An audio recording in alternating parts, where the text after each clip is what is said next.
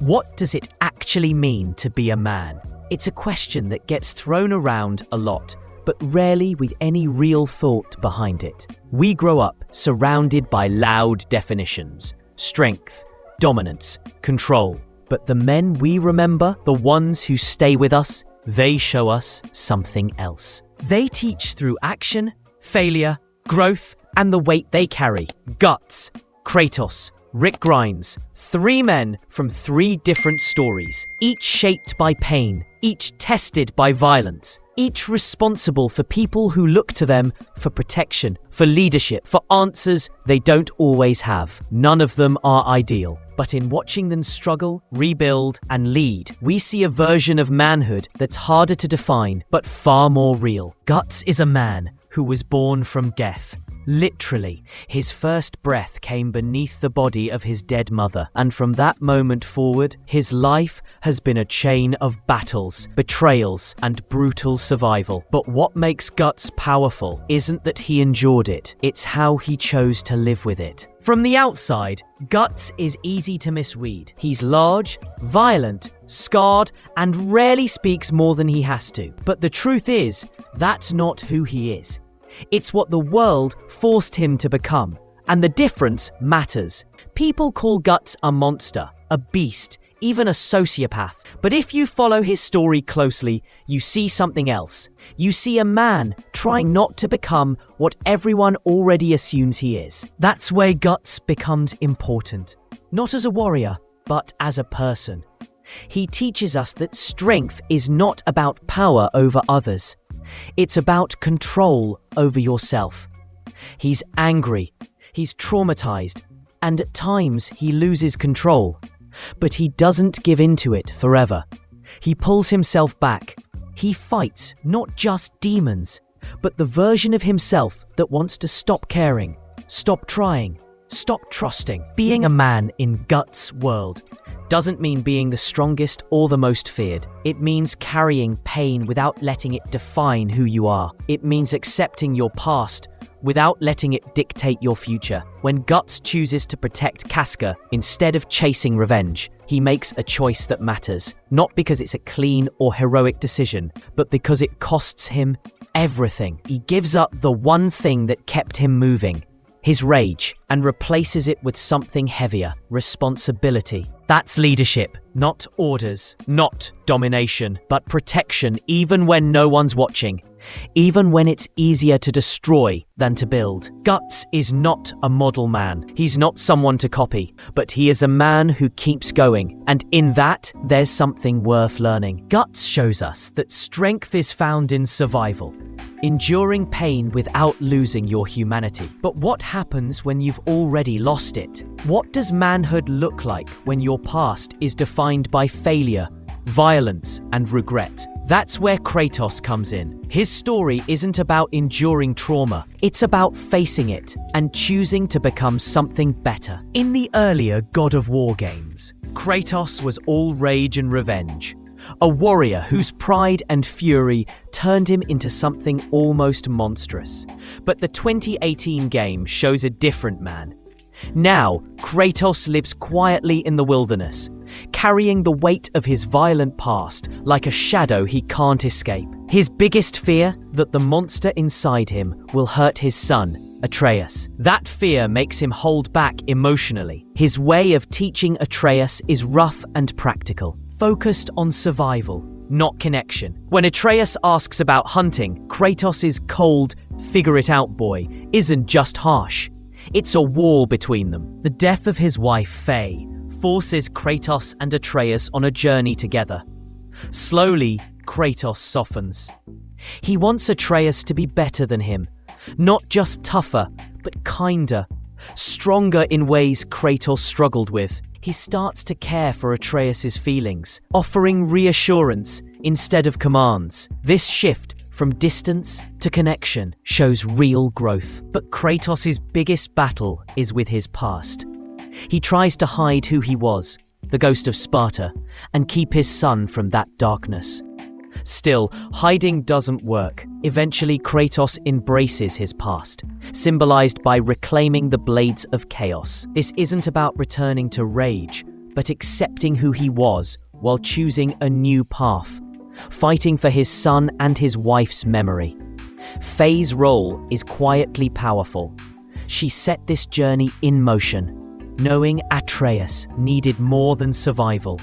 He needed a father who could connect and lead with heart. Atreus faces his own struggles. Learning he's part god swells his ego and pushes him to act on pride. Kratos tries to teach him discipline and self-control, pushing him to be better than he was. But Kratos' silence about everything leaves Atreus with gaps that lead to mistakes and frustration. The story reaches a turning point when Kratos finally admits his worst secret. He killed his own father, Zeus. That honesty brings them closer and reminds us all the past shapes us, but it doesn't have to own us. We can grow, change, and find forgiveness. At the end, Kratos saying, "I have nothing more to hide," shows true humility. The journey finishes with them honoring Faye's last wish, scattering her ashes from the highest peak. When Kratos calls Atreus son for the first time, it's a simple word packed with everything they fought to rebuild. Kratos names Atreus after a Spartan soldier who found hope and humanity despite war's horrors. This choice sums it up. Being a man isn't about raw power. It's about choosing to be better, learning from your past, teaching the next generation, and growing into the kind of leader others can follow. Kratos shows us how facing our past and accepting our flaws can lead to real growth and a new kind of strength. But what happens when the world around you forces you to make impossible choices just to survive? That's where Rick Grimes' story begins. His journey teaches us the cost of leadership, when every decision can mean life or death. Rick Grimes begins as a small-town sheriff, calm, responsible, someone you'd trust to keep order. But waking from a coma into a world overrun by the dead changes everything. The rules he once lived by no longer apply. Survival demands something harder. Rick's first real test is Shane, his best friend turned rival. Killing Shane is a turning point. Rick moves from cautious leader to someone who believes survival means absolute control. This is not a democracy anymore, he says, showing a shift to hard, sometimes brutal leadership. The death of Laurie breaks him in ways that aren't visible. He sinks into grief and rage, lashing out with an animalistic fury. Hearing voices, haunted by guilt, Rick shows us that leadership isn't about strength alone. It's about carrying pain no one else can see. Rick tries to rebuild, creating a community at the prison, a fragile hope. But the world keeps demanding more.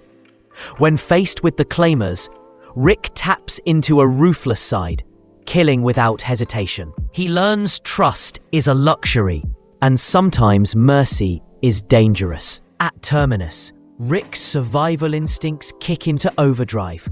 Cornered and betrayed, he becomes Red Machete Rick, relentless and merciless. He delivers punishment not just to survive, but to send a message.